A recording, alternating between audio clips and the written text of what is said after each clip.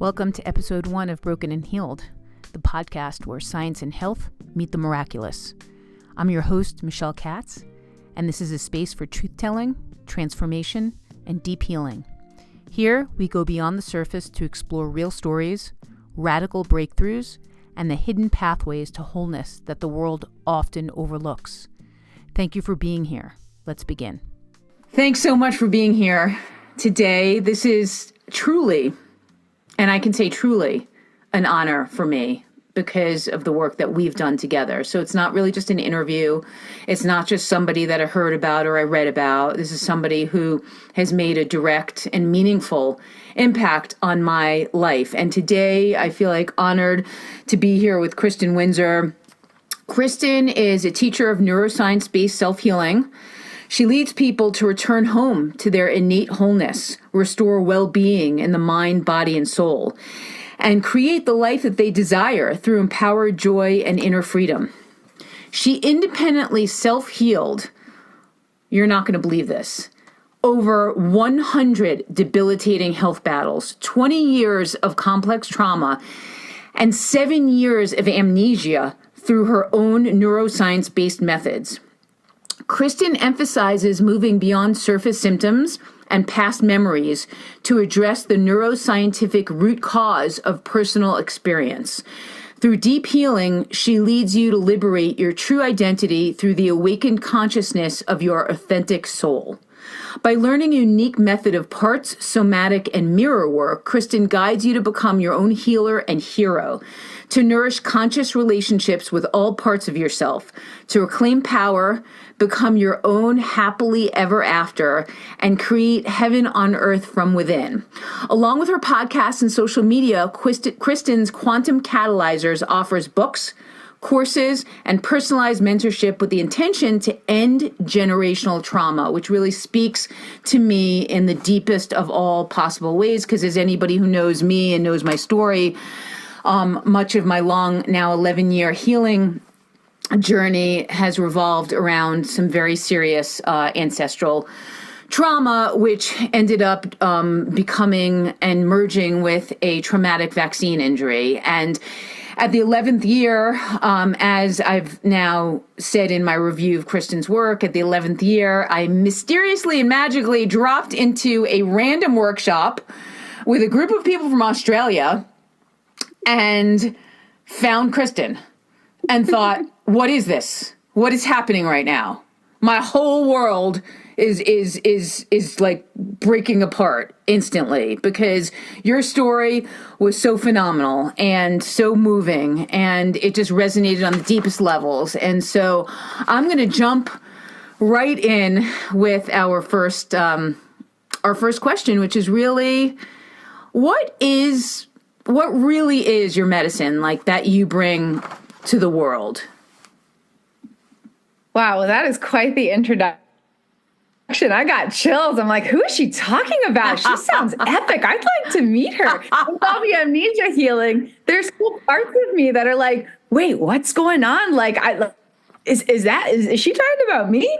So just thank you so much. Such a beautiful introduction. I'm so thankful to be here and truly so honored to connect. And it is just such a miracle how things align and that people like us can that we're meant to do inside and out. And in that process, we're naturally healing any residual impacts from trauma. We're naturally rewiring the brain. We're naturally reprogramming the nervous system. We're naturally alchemizing these unconscious memories, storing these suppressed emotions or stuck energy or trauma responses in the body, or these behavior patterns that are not a reflection of our true identity, but really a complex trauma response. And we often don't realize it. And so the returning home, the coming home to ourselves, the coming home to our bodies, the coming home to our wholeness, the coming home to our joy, the coming home to our bliss, the coming home to our inner freedom, that is really the medicine. And it is a core component is creating relational experiences between aspects of self to fulfill the love you crave to experience from within. And as maybe fluffy as that might sound, it's very deep somatic work where you create a ripple of love in your mental, emotional, and somatic bodies that helps to heal anything that's stuck and blocking that flow of energy. And so if there's thoughts, emotions, sensations, behaviors, habits, choices, or even memories from different traumas that are disrupting your well-being, they're all really clues of being separate from the love that we crave to experience. To overly simplify it, right? Like we can get into, there's imbalance of the brain hemispheres, dysregulation in the nervous system, like disconnection between different regions of the triune brain, cranial nerve dysfunction, brainwave dysregulation, hormone and neurochemical imbalances. Like there's all these technical things, but at the core of it in body, mind, soul is there are parts of ourselves separate from the love that we need to thrive, which is really just the love that we are. And so by creating relational experiences between parts of self and fulfilling our deepest needs from within, we reconnect with that energy of love, and it creates this ripple of quantum self-healing in the... Wow. I mean, that is all really sort of expansive. And to go even further, like we've all heard, many of us in the healing space, we've heard words like somatic, quantum, there are these various terms that seem to be floating around the ether right now. And to be honest, when I took your workshop, I was like, okay, I sort of understand somatic. I understand like the basic premise of neuroscience, in a very general way, like what is that subject? I understand quantum healing in some way, in ways I've experienced it myself. But how do you put, in a way, all these things together to make the ideal formula, the ideal winning formula for actually going in and healing some of the things you've healed? And maybe before we answer that question, we should really get into like, what did you heal? Like, what was it that brought you even to the place where you were like, I need to invent something? Like, it's not there. It doesn't exist. So somatic means of the body as distinct from the mind. And so when we go through trauma, there's stories that play in our mind and we think, okay, we need to go back into the story and rewrite it, working from the mind, and that's going to heal what's going on. Or we have patterns of thoughts, or we're making choices that don't serve our well-being, or there's stuff going on in what we think of as our mind. But everything we experience in our mind is actually a ripple effect coming from the body. And so somatic work, the foundational concept is working with the body, not the mind, but going deeper in the body and then actually coming into sensational presence with the body in a way that can start to create healing. And the concept of quantum, for those who may know or want it distilled in a way and kind of know where I'm coming from when I talk about it, is this idea that, first of all, consciousness, or the essence of our soul, exists and operates independently of the brain. And this was actually one of the theses of my case study many years ago, because in the depth profiling, my past self was actually able to notice that the essence of consciousness was different from all the patterns in the brain and the body. It was this really, really unique experience when there was a lot of dissociation and disruptions of well-being. But to actually like observe internal activity of like, I know what's going on in my brain, and there's this essence of me, this awareness of myself, experiencer of myself, energy field, this life force, this soul essence, this consciousness, however you want to describe it, that is not the same thing as all the stuff going on in the brain and the body. And if I can anchor in my identity as an awakened consciousness, then I have more power to rewire the brain and the body, because it's not just a part of my experience. And so knowing that consciousness is this vast energy field, this electromagnetic field extending beyond the body that exists eternally and is here for a human experience, but is not defined by that. And knowing that past, present, and potential realities are all occurring simultaneously, because everything exists in consciousness, but linear time is experienced through the human form.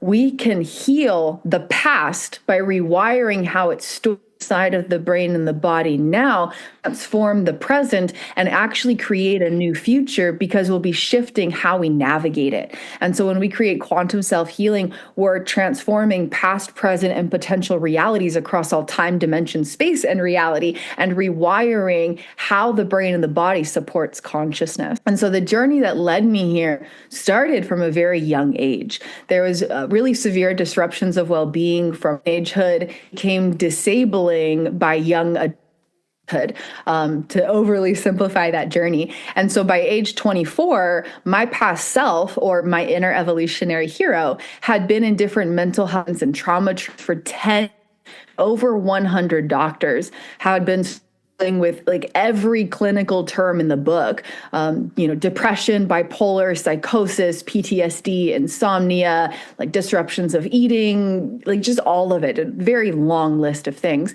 And out of 10 years of seeing over 100 doctors, which include different therapies, different types of psychiatrists, had tried DBT, dialectical behavioral therapy, CBT, cognitive behavioral therapy, EMDR, which uses rapid eye movements to reprogram trauma, neurofeedback, which adjusts your different brainwave activity, different types of psychiatric medication. Tried at one point, my past self was prescribed 16 pills every single day. And that was 3 years into constant treatments, tried over 40 different combinations of dozens and dozens of different meds, and none of it had helped. Had actually landed my past self in the ER multiple times from side effects.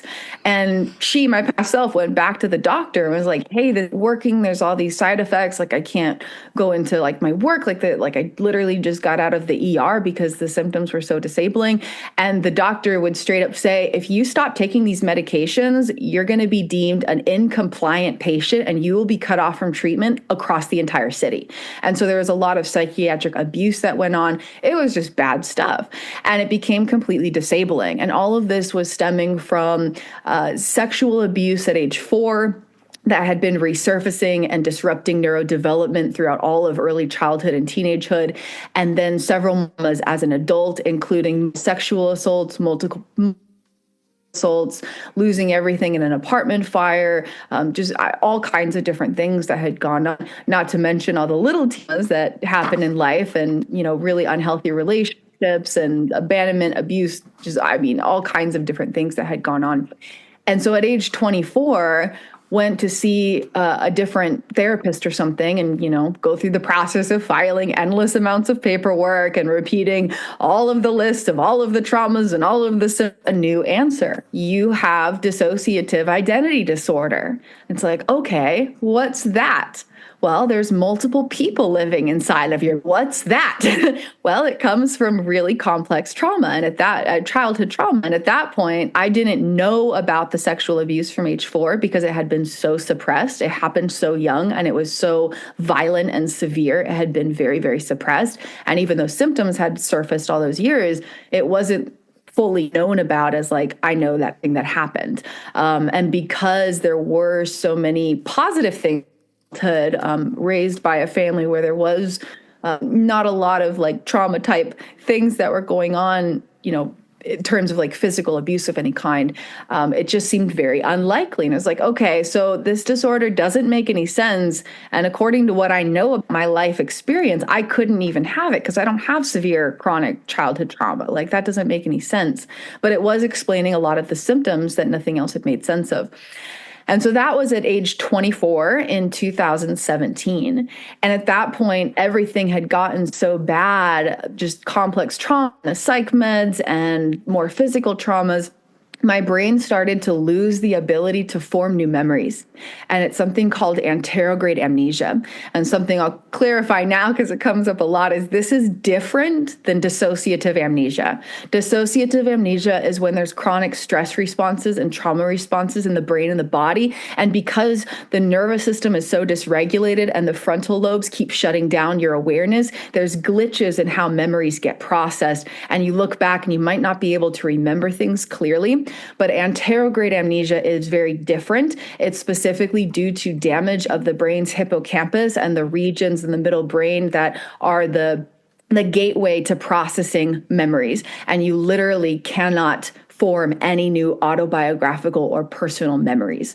And so that went on for nearly 5 years. And it was during that time of like, okay, I was in 10 years of failed treatments, even though I was completely committed to Everny, just got this diagnosis that's even weirder than bipolar with psychotic features. That doesn't make any sense. I supposedly have suppressed childhood trauma that I don't know about. My brain can't form new memories. And I'm prescribed 16 pills a day, and it's not even helping any, just not ideal circumstances. It was at that point that I started my implicit revelations case study, and I started to research neuroscience and find the answers to things. And one of the key catalysts for that is looking for answers at the library, as had been chronically doing for 10 long years, and stumbled upon a book that I'd never found. And it was Healing the Fragmented Selves of Trauma Survivors by Janina Fisher, which I highly recommend for anyone who is in trauma recovery or dealing with like a complex trauma dissociative disorder, structural dissociation, sort of a thing, borderline personality disorder type experiences. And in that book, there was mention of your brain hemispheres and your nervous of yourself and the way that protector parts come out and your different functional parts come out and your different childhood parts come out, and these different ways of understanding different parts of you and working through things by working with these parts of the nervous system, working with these parts of the brain hemispheres, working with this internal relationship between different parts of you who have their own trauma responses, their own stories about what they've experienced, et cetera. And it was revolutionary because even the therapists who had tried internal family systems model just did not do a great job of implementing it. And it was really hard because there was so much dysregulation and dissociation that wasn't actually being dealt with. The verbal talking wasn't getting processed anyway. So it could have been a life-changing thing. And just because the brain, the body were not processing it, being supportive. And so I read through that book many times, taught myself the therapeutic modality because it's written by therapists for therapists, ideally, but also in a way other people can learn it. And I taught myself this parts approach to self-healing. It uses internal family systems model, but it also takes it as that. And just hearing, oh my goodness, like this explanation of these different states of dysregulation in the nervous system, like what happens when childhood trauma disrupts the connections between the left and right brains. Like it was revolutionary to see that there was a neuroscientific explanation when up until that point, it had all just been mental health mumbo jumbo. Like, here's your symptoms, here's a word to describe the symptoms, now go talk about it and hope something changes. Like it did not make any sense. And it felt like a very hopeless path where it was like, I'm going to be struggling with this for the rest of my life. And so even in those really unideal circumstances, that's what led me to saying, okay, there has to be something better. There has to be a way to understand what I'm experiencing and to have power to rewrite it so that I can have authority in my own experience. Yeah, I mean, this is all really fascinating, and you've kind of like touched on many different roads that I think are really important. You know, one road is the deep dysfunction between conventional psychiatry and what the modern person needs, what tools the modern trauma survivor needs in order to fully integrate and heal. And I'd like to go back to the DID diagnosis. Now, when you received this, you didn't know why, right? You had this childhood trauma that had been so young that had been buried. So let me ask you, was it like how exactly and in what shape did it take for you to actually finally discover? Because my understanding from what you've said is that the discovery of it was yours. You weren't led in some previous treatment to discovering this. You got this diagnosis and it made you go, wait a second, this doesn't make any sense. I now need to go down all kinds of trails and find out why in the world I actually have this diagnosis. So like, what did that look like? How did that finally surface? There was always something missing, like multiple projects my past self explored was like trying to piece together a timeline of her life and understanding, okay, things were good here and then they got disrupted here. And then like things were different here, and like something didn't make sense. So it was kind of interesting to have like a relief of knowing there could be some answer that like hadn't even thought of before, and then also this really terrifying like, wait, what? And especially at that time, there's a little more out there known about it now, but it's still very misunderstood. But when diagnosed in 2017, age 24, my past self researched it, and there's not a lot known about it. Like, it's very misunderstood. And the very few things that were found was, yeah, I still don't have answers. I'm still struggling with disability. I'm still on all these meds. Nothing's getting better. And it's been like 7 years of treatment, right? Like, that was like the normal story that was talked about by dozens of people. And it was like, great, that's what I have to look forward to. After 10 years of seeking answers, like, my answer is that I'm never going to find answers. So it was really scary, really exciting at the same time to be like, well, there's something new to explore, but it doesn't look like it's going to lead anywhere good. My past self was able to discover what had happened a few months after the DID diagnosis, started by using self-hypnosis tracks from YouTube. Specifically, I'm going to blank on the name, more that there was this sustained presence in a self-hypnosis state, the more these little clues started to come up. And in that process, to create a felt sense of safety in the body while it surfaced, and to practice that dual awareness where it's like, I can feel my body on this bed, like I know I'm safe, I can hear the fan, I feel myself now, and I am aware of the sensation coming up, and I am aware of this body response coming up, and I am aware of this thing happening inside of me, and to practice it without losing either one. And that alone took quite a while, because if you're fully present, you might not be able to notice what's happening inside. If you're present with what's happening inside, you might lose presence in your body in the immediate moment. And so the goal was to be able to do both. And so that was quite a process. And then once the clues started to surface, it was basically like a 10,000 piece puzzle where each little puzzle piece is one body sensation. And then you have to somehow bring them together, but you don't know what picture you're trying to make from those 10,000 puzzle pieces, is exactly what that process was like. And then once there was able to be these connections, the body sensations made a lot more sense, and was able to create a deeper relationship with those traumatized aspects of self and start to alchemize the body memories now that there was a deeper understanding of the narrative lingering beneath them. Wow. I mean, that is just really, that is a hero's journey if I ever heard one. Because so it sounds like you basically hypnotized yourself, right? I mean, you spent 2,000 hours going into self-hypnosis in order to retrieve, and unbury these subconscious traumas, these traumas that were not, and do you think like those were never coming out, right? If you hadn't done that self-hypnosis, were those memories like, did you sometimes get flashes or like see images, or it was purely under the hood, never to be opened? It was purely under the hood, never to be opened. I easily could have gone my entire life never knowing. Wow. I mean, I have a lot of experience with plant medicine. I spent 5 years taking very deep dives into psychedelics, mainly because I just didn't have another answer. Like, I didn't have another road to go down. Nothing was working. Nothing was getting me better. Nothing was making sense. Nothing was curing me. And so I started this journey with plant medicine. And one of the medicines I did is specifically used to restructure and recalibrate the nervous system, and also helps a great deal with curing opiate addiction.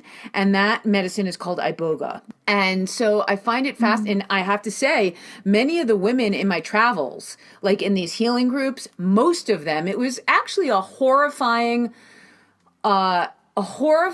moment when I realized, oh my God, the majority of women in our Western culture have been abused. Like, not the minority. It wasn't like 1 out of the 16 people in the group or 2 out of the 16 people in our group in the jungle. It was 13, 14. I mean, I had come down there for this intense physical, what I felt was like a physical disease, which it was, but there are always psycho-spiritual roots. And I discovered this, I tapped into this ancestral trauma from my parents being Holocaust survivors. What I did not expect was to suddenly be kind of plunged into many other people's experiences and journeys because I was so open and because I'm an empath. So suddenly I was riding through these really long, kind of intense journeys on medicine, sort of simultaneously experiencing my own trauma as well as all of these other people's traumas. And what I came away with was there is such a deep and dark and, horrifying glitch in consciousness in our Western culture that has erupted in such a way that it's coming to a head where you can't stuff it down anymore, right? It just cannot be stuffed down anymore. This all has to come to the surface. And I would just I wonder, could you speak to that? Like, what are your feelings about the fact that we almost have, like, on a macro level, a nervous system collapse, a dorsal vagal nervous system collapse of the entire culture right now. But it comes down to the fact that all of these people, mostly being women, there's also nervous system issues in men. But like my experience is that most of the people who have this kind of trauma are women, the majority. Can you speak to that? Like where we are, how this human condition came to be this way, or at this point, how did we get to this collapse? Powerful. Right, exactly.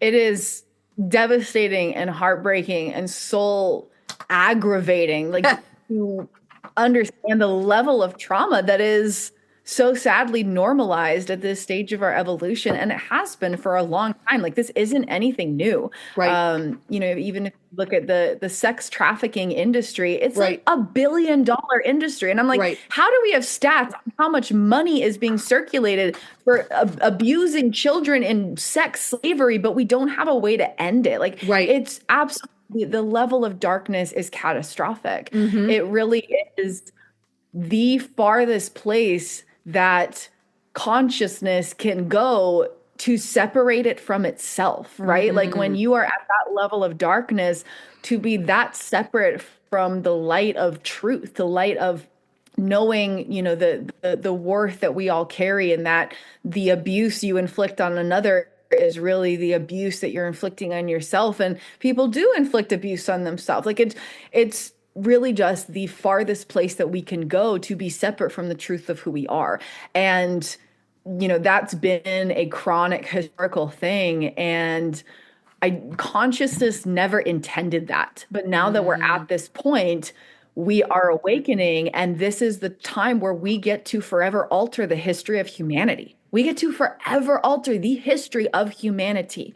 When my past self went through a sexual assault at age 18, before knowing there was sexual abuse from age 4, my past self went to her grandmother, my dad's mom, and said what happened. It felt a little safer than telling, parents directly at age 18. Mm-hmm. And she was like, yeah, I was sexually abused when I was a kid. That's just normal. And it was completely brushed under the rug. Oh, there was not even a surprise, like, oh my goodness, that's awful. What happened? Are you okay? It was like, yeah, well, of course we're sexually abused. That's just what life is.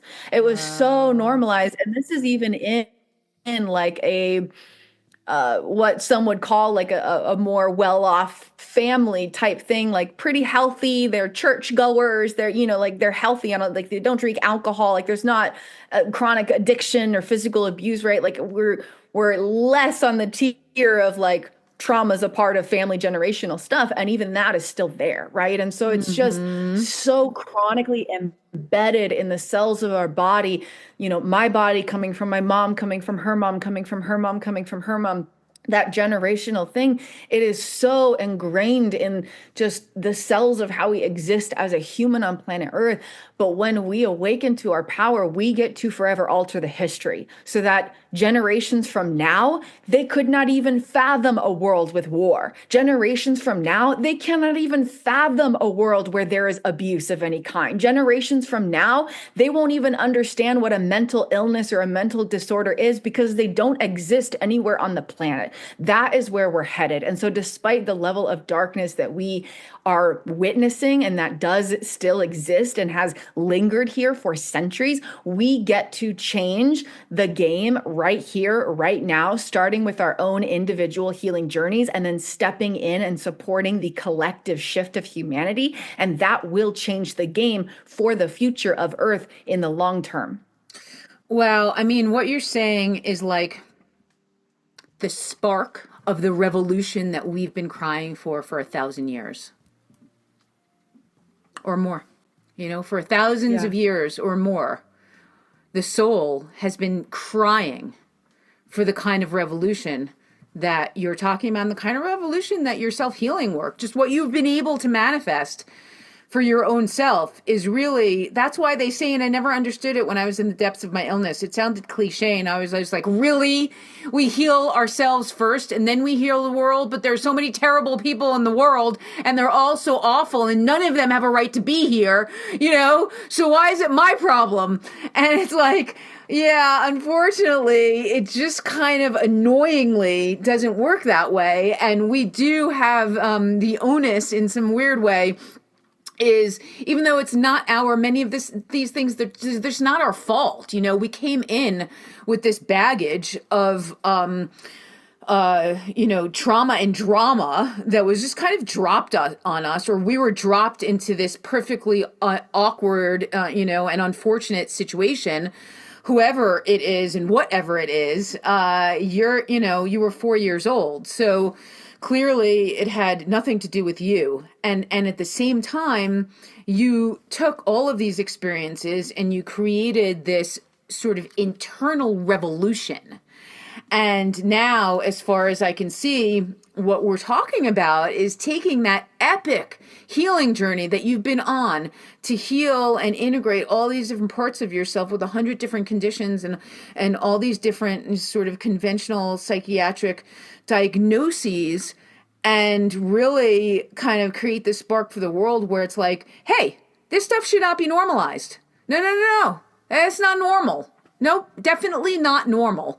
And if we accept that it's not normal and that there needs to be this revolution, then we have a crack, we have a chance, we have a little stream of light, that comes in and grabs us and says, you guys, sorry to tell you, but you're coming with me.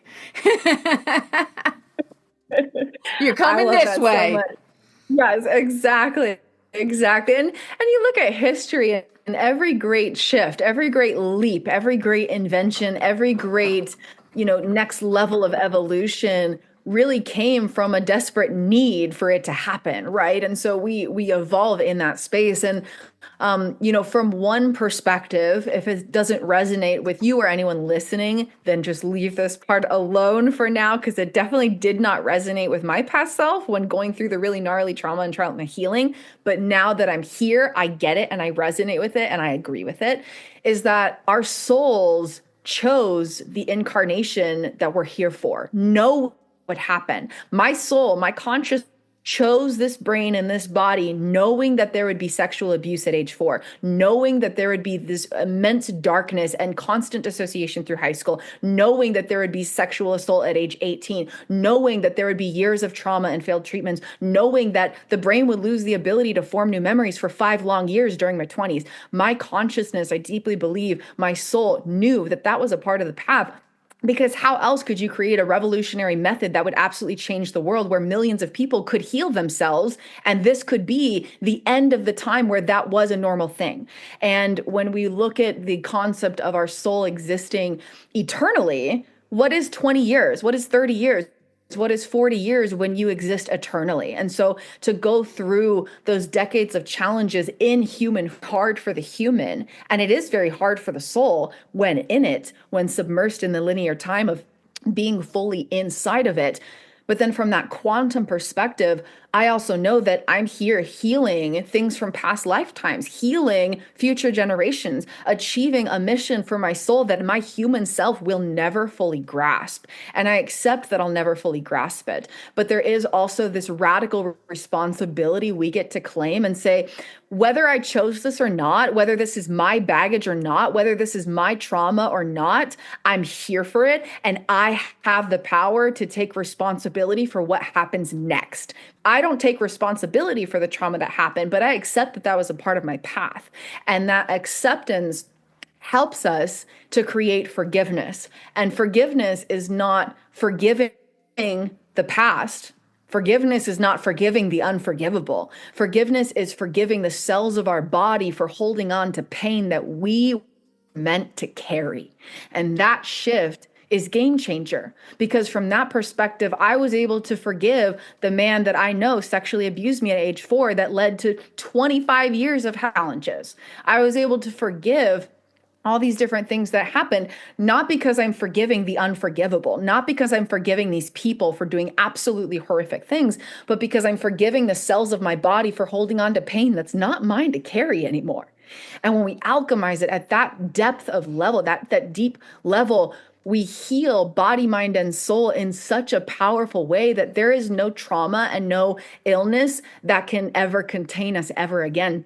And it is through that we unleash a power that is greater than a power that we could have tapped into if we hadn't gone through the struggle. The power that I have now to create my life, to write my book, to speak on podcasts, I never would have found that power if I hadn't gone through that hero's journey.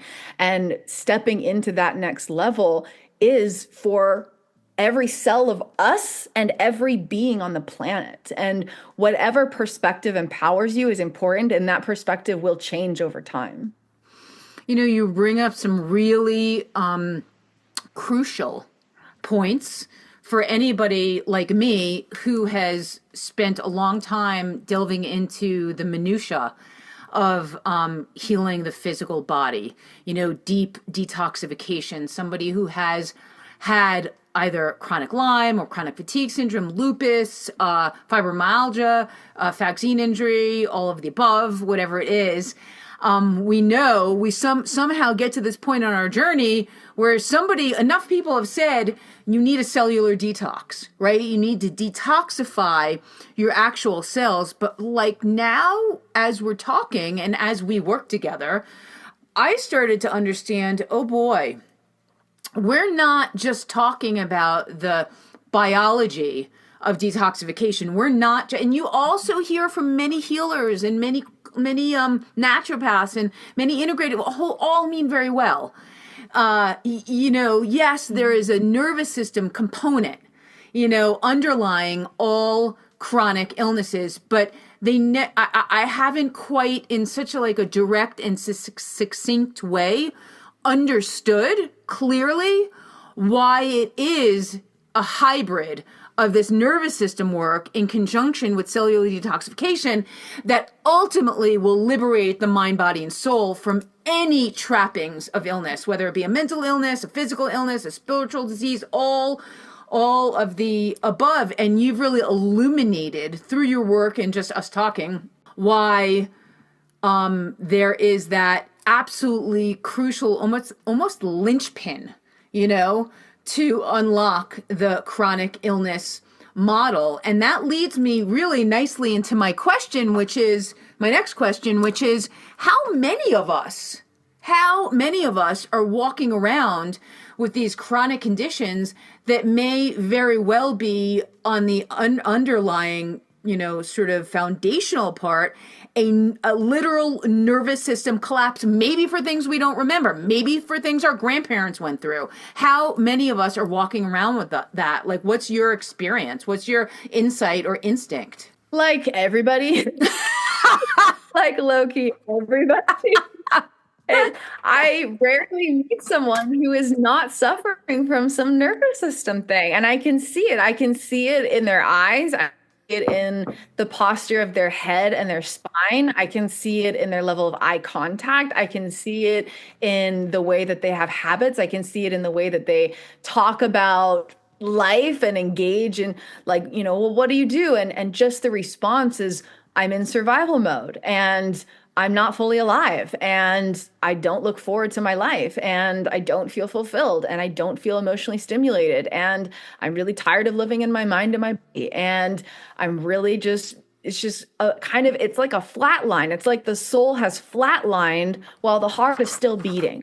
And it really is this like global epidemic of our nervous systems right now are not able to support the soul, because the nervous system is just a bunch of electrical signals, right? It's just light moving, right? If you really come down to it in like a simplified way, it's electricity. It's this electromagnetic thing where it's pulsing with the flow of life, right? And if we get cut off from the energy of our own life, right, we're cut off from ourselves. And so to provide a little bit of insight, I have things that I self-healed from, and then I can, if anybody's, they can know this is a part of nervous system. And it also sheds more light to my own story and my own healing and what my methods can help support with. And then for those who want to dive deeper, Michelle will have those links with this replay here, and you can go in and get this free masterclass I've created, and the playbook that accompanies it has 3 pages, go through all the different symptoms of nervous system dysregulation. And there's 5 states of nervous system dysregulation. So it's not just you're either regulated or you're dysregulated. You could be regulated, but you're only in a low energy state and you're not able to connect with that higher energy. Or you could be dysregulated, but you're in one or a combination of any of those 5 dysregulated states. And so recognizing whether you are regulated or dysregulated is a first step. It's not the end goal. You want to be able to more specifically understand, I'm always in a low energy, I'm always in a high energy, I'm dysregulated in this way. And that can provide insight about, uncovering the deeper reality, creating healing for it. Because nervous system dysregulation is still just the symptom. And I'll explain what the root cause is in a minute. So the 5 states of dysregulation, vagal collapse is a very low energy dysregulation.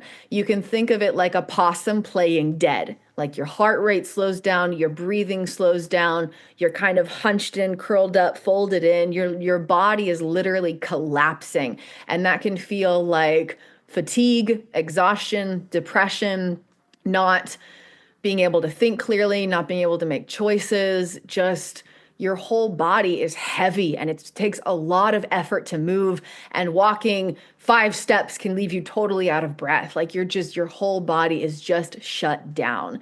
The next stress state is the attached stress response, which is less physical and more emotional. When there's a deep codependency on needing other people or needing certain things to feel safe, to feel okay within yourself. And so having these deep emotional attachments where you need to be around that person or you need this certain thing in order to feel okay. And if you're not around that, you feel very anxious and maybe lonely or just kind of scattered. And it's a very emotional state. Then is the flight stress response, energy to away from something that could hurt you, basically. And the flight stress response can come up with mania, which is found in bipolar disorder, having just a lot of ideas. Your mind is always racing. It's always going. It's just going everywhere. There's kind of scattered thoughts. You start a lot of projects, but you never finish them. There's just a lot of energy that gets very scattered. And then the fight response is a very aggressive anger all the time, off at the world, and anger. And that can lead, any of these could lead to, like self-harm, addiction, different things to cope with the intensity of your inner experiences and to manage it in your external experience as well. And the freeze stress response is where you're like deer in the headlights, you cannot move. And so there's a lot of energy in your body, but you're shut down in the sense that you can't move with that energy. And that can feel like procrastination, indecisiveness, overthinking. You're constantly stuck in your mind, but not able to be present with your body. So you can download that free gift that I have that goes into greater detail to recognize each affiliation. It manifests in so many different things. Like every mental health battle, every like mental disorder or illness, if you want to call it that, I call it a mental health disruption or a disruption of mental well-being. A lot of neurodevelopmental disorders even have a deep underlying state of just dysreg. And I can't help but wonder if you were able to rewire the dysregulation, would that heal affected by this supposed neurodevelopmental condition where your brain was shaped like that from a young age and your brain is stuck like that for the rest of your life. A lot of physical health challenges, including fibromyalgia and different states of chronic pain. When your body is in a shutdown state, your muscles are completely limp and loose. You can't physically engage them to get them strong. And then it just kind of decays. And then it can lead to chronic pain because your muscles are just like not being engaged properly. If you're in a high energy dysregulation, then your muscles are going to be chronically tense. Your heart rate's going to be disrupted and dysregulated. And that can lead to chronic pain because your muscles can never relax. And there's deeper stuff going on, but that's kind of a simple introduction to those ideas. And so it leads to all these different things. And so for my own journey, nervous system dysregulation was completely disabling by age 14, was noticeable by age 10, and had easily started even younger than that from that original core trauma. And so in my own self-healing journey, I self-healed from complex PTSD, aphasia, which is the loss of your language centers and capacity to verbally speak, to write down your words, and to internally narrate in your thoughts. So aphasia, different types of aphasia, and pterograde amnesia, where my brain had lost the ability to form new memories for almost 5 years. Split brain hemispheres, where the left brain was very similar to a stroke patient. It was just not working, and my right half of my body would chronically just shut down. I couldn't physically move it. I would smile like this, where only half of the muscles in my face were moving, and it disrupted the capacity to connect the skill sets and abilities of the right left brains, and that led to a whole bunch of other different symptoms. So split brain hemispheres, cerebral hypoxia, chronic oxygen deprivation. I was on oxygen tubes every hour of every day for several years, and the core of that was nervous system dysregulation. Fibromyalgia, full body chronic pain, vasovagal syncope, which was different fainting spells and just unable to move or get up, and a lot of that was nervous system related. Cranial nerve dysfunction, prosopagnosia, where I could not recognize familiar faces, including family members and friends, and couldn't understand who that person was and who they were in relation to me. Could not recognize myself for over 5 years. Couldn't recognize the sound of my voice, couldn't recognize myself in a mirror, couldn't recognize the body that I saw in pictures or in mirrors or anything. It was like I dysregulated brain waves and nervous system disorder, where I couldn't feel the sensations on my skin, hear sounds, see sights, smell, taste, touch accurately. None of the senses were being processed accurately. And so there was a lot of distortions and disconnections from that. A total mind-body disconnect, where the mind felt like a million different voices or hundreds of thousands of different voices. The body was constantly reliving trauma, and there was no connection between the mind and the body. So there was like no presence because the mind was always noisy. The body was reliving trauma, and they were totally separate from each other. There's chronic tachycardia and bradycardia and low heart rate variability, and those are also nervous system related, and that made exercising very hard and just overall physical health and functioning very challenging and difficult. If you're in that high energy dysregulation, then it's hard to sit still or concentrate or focus. If you're in a low energy dysregulation, it's hard to sit up and function in any capacity. Anxiety and panic attacks would last for 2 full hours, and it literally felt like dying, like heart attack, and there was nothing to stop it. And that's nervous system related. Anxiety, panic attacks, depression, bipolar, insomnia, eating disorders, self-harm, substance dependency, suicidality. There'd been chronic suicide attempts for those 10 years, nothing working. This type of experiences, including every type of hallucination, derealization, depersonalization, dissociation, and I identified over 50 unique types of dissociation in my case study that didn't have terms for them. Dissociative identity disorder, where there was a dozen or two different states of consciousness, over 12 states that were fully defined as their own separate person, and then many more fragmented parts that had trauma responses but not a fully developed personality. And many of those were age regressive states where the brain and the body would revert to stages of early neurodevelopment. My voice would facial expressions would change, my posture would change, my understanding of reality would change, mental cognitive processes would change, the ability to engage would change. My younger age regressive state thought that the body was 3 feet tall. And so orienting in time and space was very challenging, and hand-eye coordination was very challenging, because here I am in a body that's 5'6", and the body's like, no, I'm 3 feet tall. And that's how I understand what I'm seeing, right? Like if you're five and a half feet, and you know where I exist in relation to it. And my body kept translating reality, thinking I'm 3 feet tall. And so just all these really unique things. And then after self-healing, all of that in 3 years, without working with anyone outside of me, using my original self-healing methods, all of that was completely gone in just 3 years. Again, Wow. Didn't work with anyone outside of me in that time. Wow. All through the self-healing method I created. But then on the other side of that, I could not remember my entire life. And then I self-healed that too. And so there's a lot of ways that the nervous system shows up, and it really comes down to healing that. But the nervous system is still just the symptom. The root cause has to do with the unconscious memories inside of the body. So even if you recognize that you have this chronic dysregulation, if you're only focused on regulating the nervous system, that's good. That is important. That is a huge step. Yes, please do that. But also there is an additional piece, and that's rewiring the unconscious memories. Because when the nervous system is stuck in a chronic state of dysregulation, that teaches the body a protocol or a procedure that then tells the nervous system how to continue operating. And so you can shift the energy flowing in you right here, right now, which is I'm regulating my nervous system.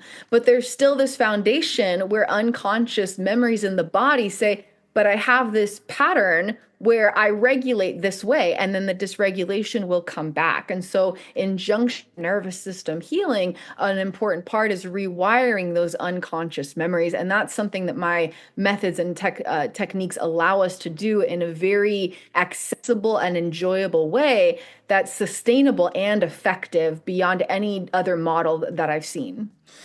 So I'm curious, like part of the exercises we did, I noticed really like helped me regulate my nervous system, like the breath work and the chanting, things I had to, kind of done on and off over the years, but in this package of things that we did together, and also in more like regularity, really shifted my nervous system. But I'm curious about is which part of your exercises or which part of your protocol is the stuff that's the rewiring of the unconscious memories, the stuff, the root cause?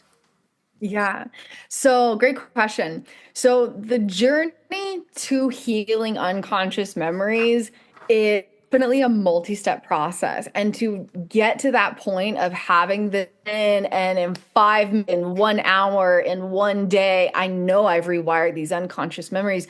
You first have to have a few foundational skill sets. And one of those skill sets is self-regulation and helping your nervous system shift its energy state. Another key foundational thing is having that ability. I call it the center point mastery play prompt. The center point mastery play prompt. It's being able to instantly notice your breath coming in through your nose, expanding through your diaphragm, hearing the sound of your breath, like fully feeling your breath in your body. and noticing two pieces of grounding sensory stimulus and having that be your entire immediate reality, where there's no thoughts, there's no emotions, there's no memories, there's no impulses, there's no the body unconsciously rushing and reaching or retracting and collapsing. There's no voices or concerns about past or potential experiences, like total absolute stillness. And that is supported through things like meditation and mindfulness and stuff. The center point mastery prompt is the way that I teach it. And so once you kind of have some of those foundational skill sets where you can bring yourself into presence, you can have this dual awareness, you can notice and be present with it and stay grounded and kind of do some nervous system healing, soothing, self-regulation, that's when you can kind of step into more of the healing, the unconscious body memories. And my foundational working with it is that all of our unconscious memories in the body, they're all emotional and procedural memories. Through neuroscience, we understand that emotional memories carry just emotions, right? Like not necessarily the stories or the images or the reason for the emotion, but just these emotions that are very abstract. When those memories are active, you'll feel an emotion in your body and you cannot tell what it's related to. So you assume it has to do with what experiencing, but it's usually a memory from the past.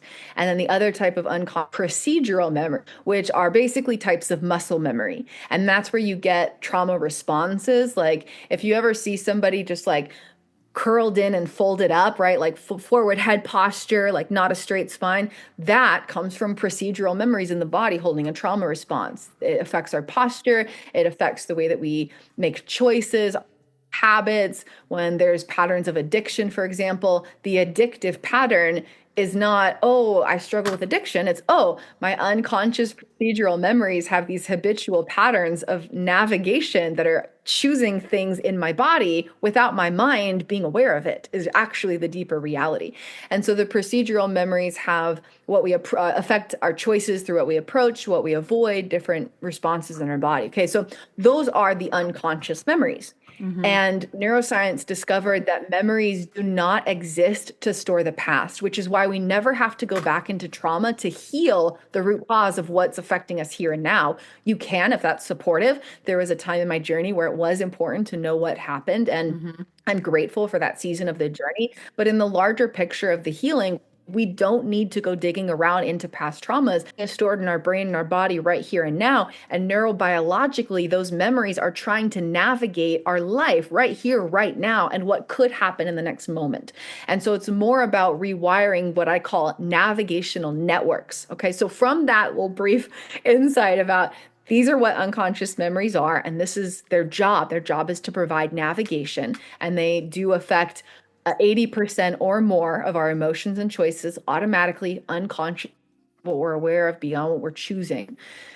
Knowing that, I deeply believe that all of these unconscious memories inside of our body have to do with our deepest inner needs. I call them attachment needs. And so attachment needs are like the compass inside of the body that are telling these unconscious memories how to navigate life, how to store the past, and how to navigate our emotions and our choices right here, right now. And so when we can unveil those deep needs inside of us and fulfill them within through a relationship between parts of self, we mirror the social engagement that first created the brain and the body. We come into this brain and body as this little infant, and the data isn't there yet. There are no unconscious memories. There are no patterns of navigation. There is no automatic state of nervous system regulation. It hasn't been sculpted yet. And then we go through attachment development, which begins with the infant and the parent or the caregiver, and then extends to socially engaging with other family members, neighbors, extended family. And then you grow up and it's teachers and, all these different people. And through those experiences of socially engaging with other people, we either do or do not feel connected to the love that we need. right? We either do or do not feel seen and loved, valued, wanted, safe, secure, supported, connected. We feel a sense of respect and recognition. We feel allowed to be ourselves. We feel permission to speak our truth or explore this idea or be playful and silly or be focused and serious or whatever it is. We feel direction and guidance and importance, belonging, like all these attachment needs, as I call them. And so through these relational experiences, the body learns how to think, how to feel, how to move, how to choose, and how to associate with its own existence. And that is what creates all these unconscious memories in the body. So when we mirror that process by creating a relational experience between two parts of the self that fulfill those deep needs inside of us in a way that creates an emotional and somatic feeling of love in the body, then the unconscious memories receive an upgrade. The nervous system receives an upgrade. The brain hemispheres receive an upgrade because that's the blueprint of how it first developed. And that's how you can get to the foundation. And so when you reteach the brain and the body to navigate by being in wholeness with love, being fully connected to the love that it needs, then it rewrites those patterns. And so at the root cause of that long list of things I self-healed from, it was all a disruption of navigation and regulation, which includes those unconscious memories and the nervous system, because of unmet attachment needs. And as soon as those attachment needs were met through a relationship between different parts of self, the nervous system healed itself. I didn't have to focus on it. The unconscious body memories rewrote themselves. I didn't have to work with all the trauma responses. It was about reconnecting to wholeness, reconnecting to the love that those parts of self had always needed. Wow. I mean, it's just absolutely incredible how you have sort of created this intense blueprint for rewiring almost like the human experience in a way. And, I feel like there are like 1,000 more things that I want to know and ask you, but in the interest of time, what I'd love to do is just have you speak directly to all the people listening who are going, well, I have X and I have this disorder. I have that disorder. I have this, my doctor told me that a long-term antibiotics was really the only thing that was going to cure me. And then, I'm on these steroids because that's really the only thing that cures this one thing. And I don't know, I've tried everything and I've been to every kind of practitioner. So I'd love for you to speak directly to all of those people because you've had pretty much almost all of their ailments for the most part, or at least a good percentage of them. So you really do have the hands-on in the trenches experience to be speaking to a large cross-section of the population. And I would just love to have you kind of talk directly to them and say, hey, this is what's going on. Here's why this matters more than you think it does, and maybe ways to get in touch with you and to work with you. And by the way, as I said, as somebody who's worked with Kristin, there are all these different kind of tiers and levels and ways you could do that. So it doesn't have to be like an all or nothing right now. It's just something that is worth thinking about, worth exploring. So yeah, to you. Thank you so much. I appreciate that. It was such a joy to work with you, and I'm really grateful to connect. So the first thing I would say is be aware of the parts of you that need love in each moment. That is the foundational space to start. If someone had walked up to my past self and said that, she's like, that's so far out of the paradigm of what I've been focusing on, right? You're focusing on the anxiety, the insomnia, the trauma, the disabling things, keeping up with your psych meds, all these different things. And it was like, okay, but how have you been there for the parts of you that have just needed to connect to love? That was not even a thought. That nobody had even talked about that. And so that's what I would say is just to be the starting point is how can you start to notice those parts of you that need love? And the only place that they can really rely on getting that love is from you. You're the only one that can meet those needs for yourself. And before you can fully meet those needs, you have to practice being the observer of what's going on, being able to be grounded in your body, to notice your breath, to notice grounding sensory stimulus, and to be in your power in that space of observing what's happening without identifying it, without being succumbed to all the sensations of it. From that space, a lot lot of healing doors open. And so the journey that I facilitate for my one-on-one clients, and I do offer custom personalized packages so we can find the best way to work together in a way that can totally work for you.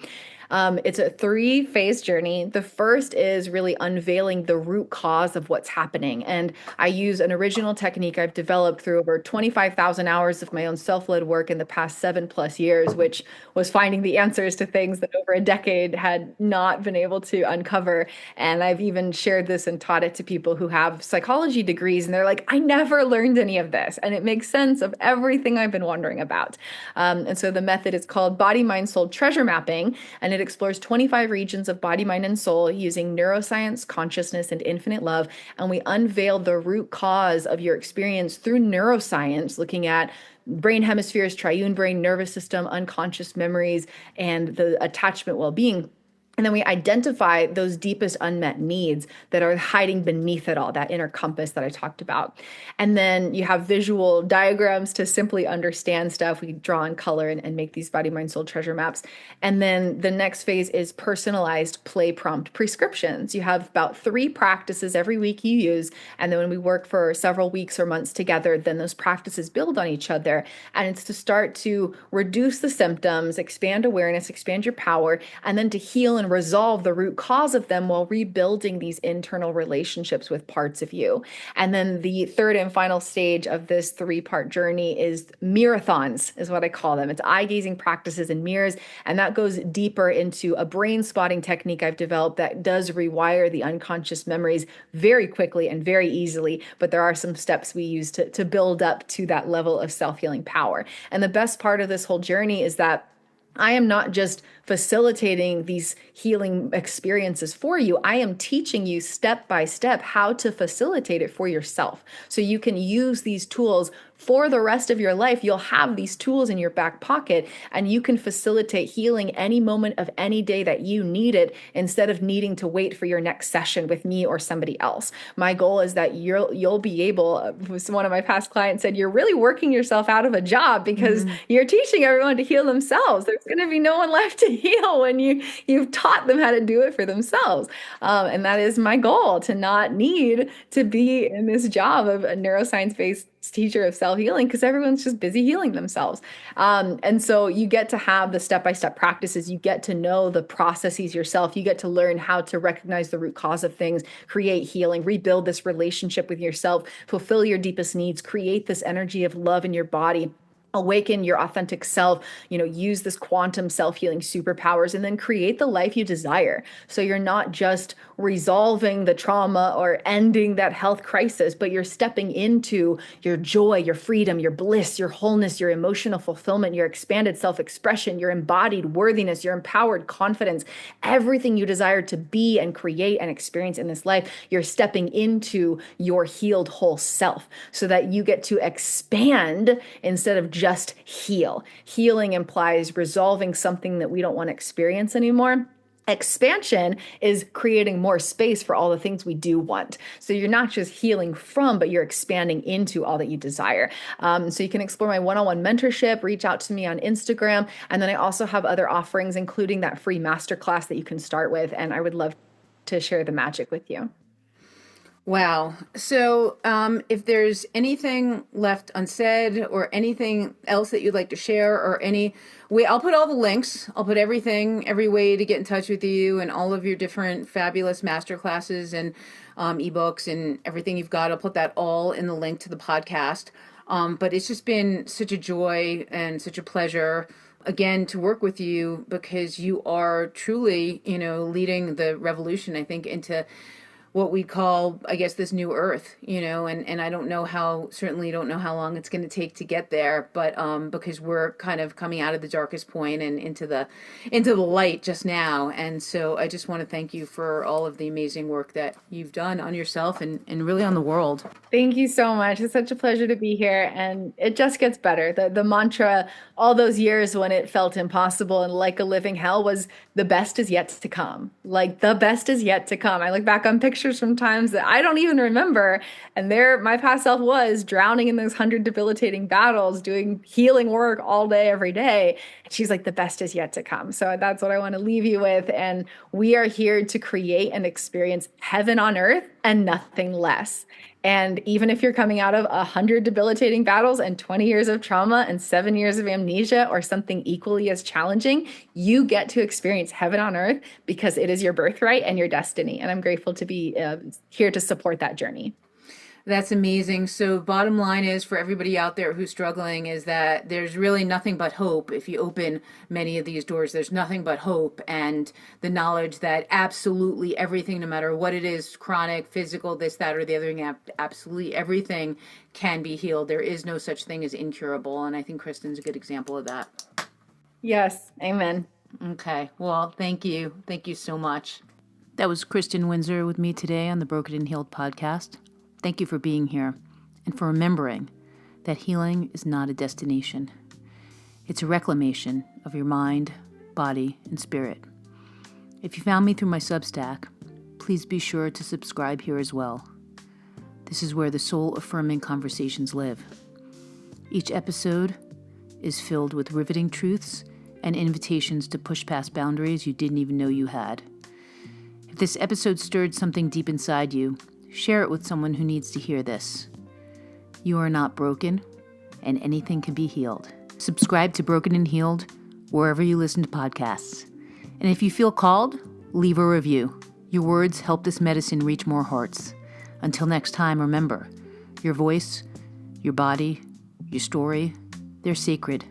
Till next time.